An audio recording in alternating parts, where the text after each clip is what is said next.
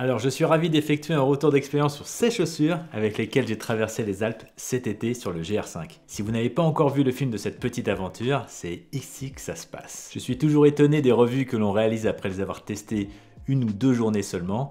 Là c'est sur plus de 3 semaines, près de 600 km, sur pas mal de terrain, il y a vraiment plein de choses à dire dessus. Spécificité technique, confort, performance sur le terrain, et mon avis personnel, ce que j'ai aimé et ce que j'aimerais voir améliorer. Alors c'est une chaussure à la base pour le trail, mais elle est également très utilisée en randonnée en montagne. Je n'étais vraiment pas le seul à les porter sur la grande traversée des Alpes. On croise aussi pas mal de gens avec des chaussures de marque Salomon ou la Sportiva. Alors la chaussure pèse 290 grammes, ce qui est plutôt léger. La hauteur au niveau du talon est de 33 mm et au niveau des orteils de 29 mm. L'inclinaison, donc talon-orteil, c'est 4 mm. Moi qui avais l'habitude des zéro drop de chez Altra, j'ai bien senti l'aide dans les montées où mes tendons d'Achille ou les mollets ont été moins sollicités. Le mesh technique Jacquard est double épaisseur. Elle possède un embout par pierre et un renfort au niveau des talons. Le profil de semelle incurvée sous les métas commence vers l'avant du pied. Elle utilise une semelle Vibram Mega Grip avec des crampons de 5 mm traction lug. Elle a une languette plate à soufflet, la semelle de propreté est en EVA moulée et la semelle intermédiaire est aussi en mousse EVA moulée par compression. Et pour info, j'ai pris une pointure au-dessus de ma pointure traditionnelle de chaussures. Personnellement, ce qui m'a impressionné le plus sur ces chaussures, c'est le grip des crampons sur les premiers kilomètres.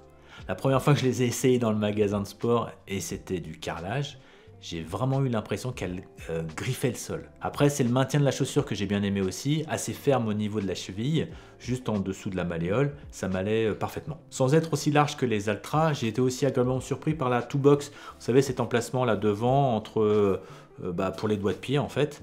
On se sent pas compressé, il y a quand même de la place. Peut-être aussi est-ce dû au fait que j'avais une pointure de plus? Bon, peut-être.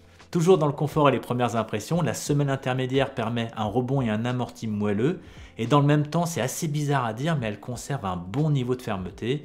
La chaussure, je trouve, réagit bien. J'aime bien sentir un peu quand même le terrain sous la plante des pieds. Et là, l'épaisseur de la semelle me convient bien en fait. En revanche, je trouve le pare-pierre un peu mince et pas assez étendu, ça se confirmera, on le verra tout à l'heure avec l'usage. Enfin, on les chausse facilement et les lacets sont de bonne qualité, pas d'usure tout au long du parcours, vraiment rien à dire dessus. Les terrains techniques, elle adore. Que ce soit en montée ou en descente, sur des terrains durs, les pierres ou les sentiers, ou même les terrains herbeux, la chaussure répond bien et le grip est vraiment excellent. On sent réellement la traction. Sur les chemins en dévers, pas ou peu de risque de glisser. L'accroche est vraiment bonne, j'ai adoré le confort, même après plusieurs heures de marche, on se sent encore bien dans les chaussures. Pas de problème non plus de voûte plantaire et pourtant j'y suis assez sensible.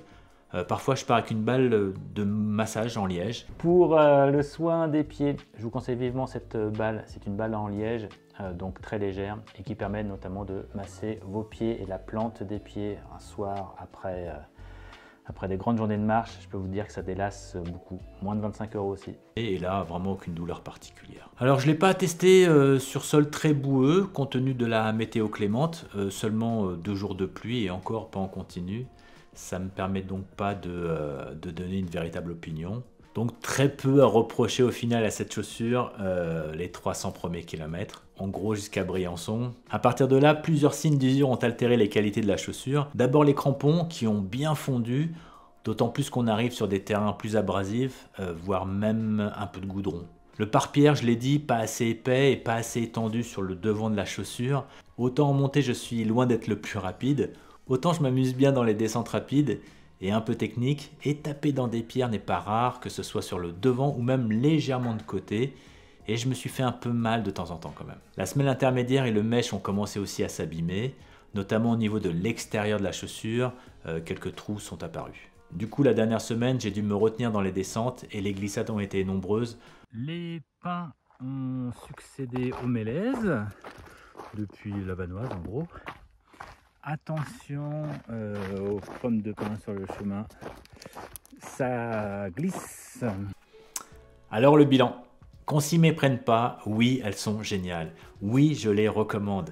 Le niveau de confort et les performances sur tous les terrains sont largement au-dessus de la moyenne je trouve. Mais comme le dit la Juju en commentaire, elles ont vraiment pris cher. Pour cette traversée des Alpes, j'ai fini vraiment juste avec elle.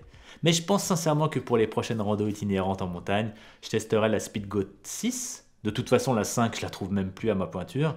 Il paraît que sur la nouvelle version, les protections et les matériaux sont encore plus résistants. D'ici là, je vous souhaite une très bonne fin de journée et à très bientôt.